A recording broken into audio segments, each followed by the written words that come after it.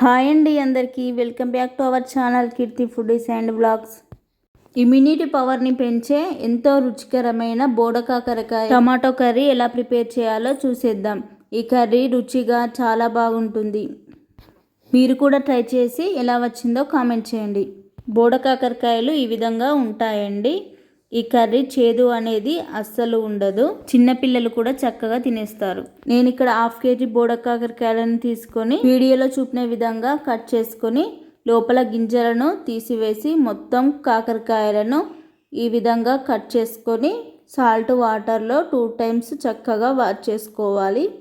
Stove వెలిగించి కడాయి పెట్టి కడాయిలో 3 tablespoon ఆయిల్ తీసుకొని ఆయిల్ హీట్ అయ్యాక 1 స్పూన్ జీలకర్ర 1 స్పూన్ ఆవాలు వేసుకొని చిటపటమన్నాక 5-6 పచ్చిమిర్చి 1 మీడియం సైజ్ ఆనియన్ని ముక్కలుగా కట్ చేసుకొని వేసుకొని వీడియోలో చూపిన విధంగా గోల్డెన్ బ్రౌన్ కలర్ వచ్చాక 1 స్పూన్ పసుపు 1 స్పూన్ అల్లం వెల్లుల్లి పేస్ట్ వేసుకొని పచ్చివాసన పోయే వరకు ఫ్రై చేసుకోవాలి. ఈ విధంగా ఫ్రై చేసుకున్నాక ముందుగా శుభ్రంగా వాష్ చేసి పెట్టుకున్న కాకరకాయలను వేసుకొని 2 నిమిషాల పాటు చక్కగా కలుపుతూ ఫ్రై చేసుకోవాలి. నార్మల్ కాకరకాయల కన్నా బోడ కాకరకాయలు తొందరగా ఉడికిపోతాయి. ఈ విధంగా 2 minutes ఫ్రై చేసుకున్న తర్వాత 3 మీడియం సైజు టమాటాలను వేసుకొని టమాటాలు సాఫ్ట్గా అయ్యే వరకు కలుపుతూ ఫ్రై చేసుకోవాలి. కలుపుతూ ఫ్రై చేసుకోవడం వల్ల మనకు అడుగున మాడకుండా ఉంటుంది. ఈ విధంగా ఫ్రై అయ్యాక ఇందులోకి రుచికి సరిపడా సాల్ట్ వేసుకొని మరొక 2 నిమిషాలు ఫ్రై చేసుకోవాలి.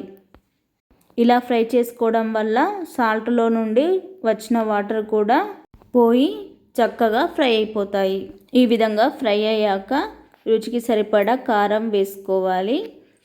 నేను ఇక్కడ 1/2 kg కాకరకాయలకు 1.5 స్పూన్ కారం వేసాను. మీరు మీ కారానికి తగ్గట్టుగా వేసుకోండి. ఇలా ఫ్రై అయ్యాక శుభ్రంగా వాష్ చేసి పెట్టుకున్న కొత్తిమీరను వేసుకొని మరొక నిమిషం పాటు ఫ్రై చేసుకొని 1 స్పూన్ ధనియాల పౌడర్ వేసుకోండి. ధనియాల పౌడర్ ఆప్షనల్ మాత్రమే, మీకు నచ్చితే వేసుకోండి లేకపోతే స్కిప్ చేసేయండి. అంతేనండి, నోటికి రుచిగా తిన్నా కొద్దీ తినాలనిపించే కాకరకాయ కర్రీ తయారైపోయింది. వీడియో నచ్చినట్లయితే సబ్స్క్రైబ్ చేసుకోండి. Thank you for watching.